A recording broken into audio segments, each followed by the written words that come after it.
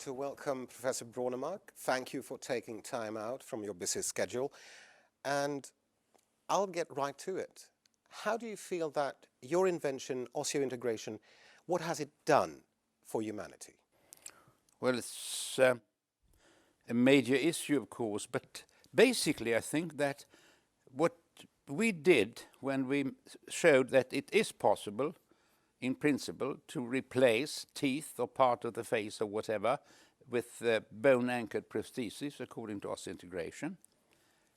Since we do not understand how this can work, I mean, it's impossible to explain how I can put a piece of metal, titanium, into the human body, then it's very important at least not to report so much success, but failures and complications and try to avoid them.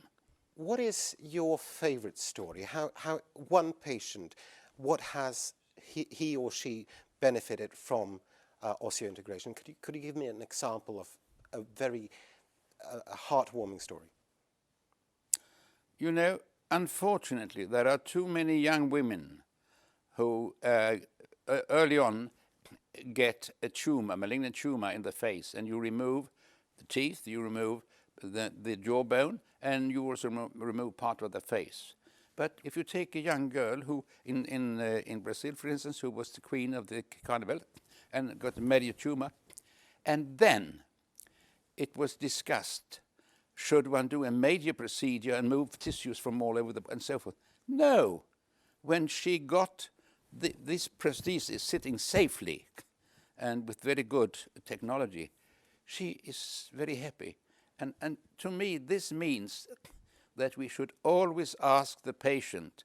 We should not consider firsthand how it's good for our progress in the academical situation or profit for the companies and so forth, but we should ask the patient. And instead of treating one patient out of 100, we treat 90 out of 100. So beyond science, there's a patient and a human being. A living human being.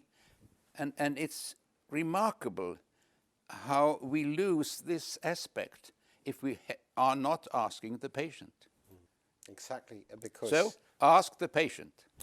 You actually come back to one of the major points, that beyond science, there's a patient.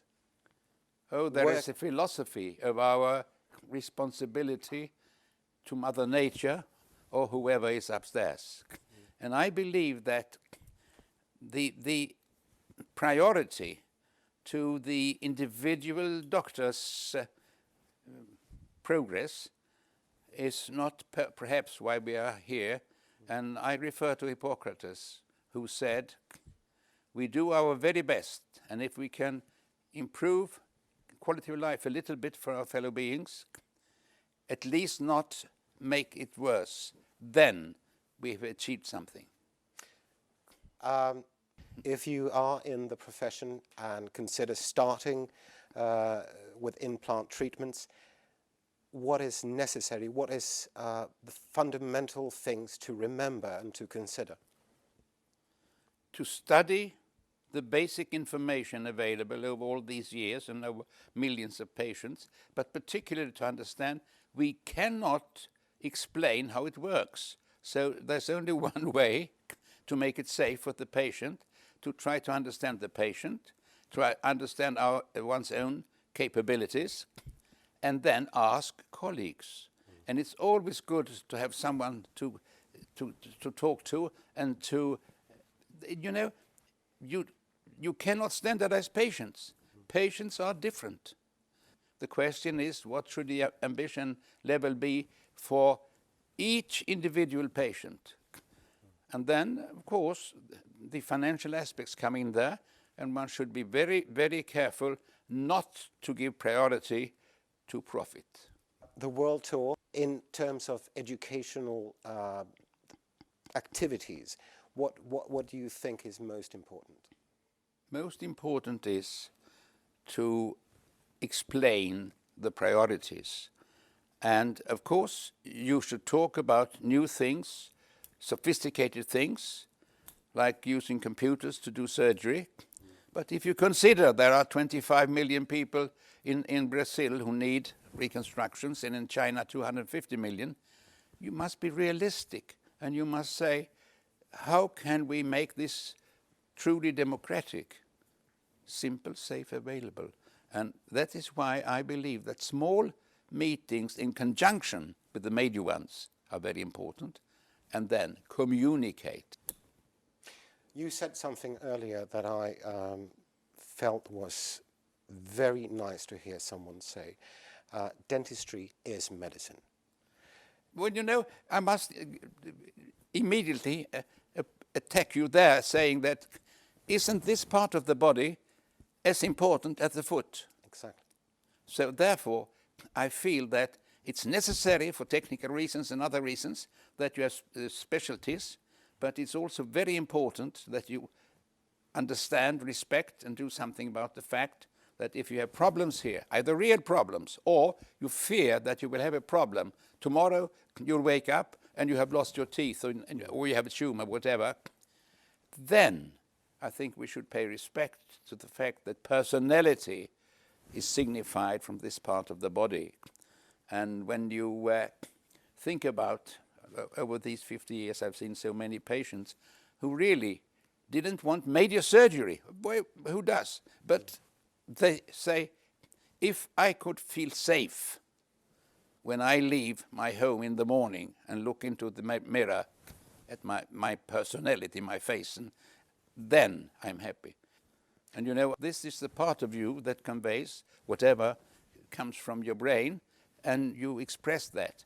And when you look at the fellows around you, you express something that you cannot do if you feel that you look nasty. The ability to smile. Yes, yes. Or show anger. Yeah, to communicate. To communicate, yeah. And therefore, when a patient meets a doctor, whether in medicine or dentistry, the first thing to do, according to Hippocrates, is that the doctor closes the door so they are alone and asks the patient, what is your problem? It may not be to have Hollywood teeth, no, but it may be that I feel insecure and I fear that I will look ugly. And, you know, when I did a lot of patients many years ago, I noticed that many married couples, the one with teeth didn't know that the other one didn't have teeth. Because it's very personal. It is. And it is dignity, personal dignity. So what, if you ask me what we could do, or what we restore dignity, human dignity, to the patients, whether it's a couple of teeth or it's a major part of their face.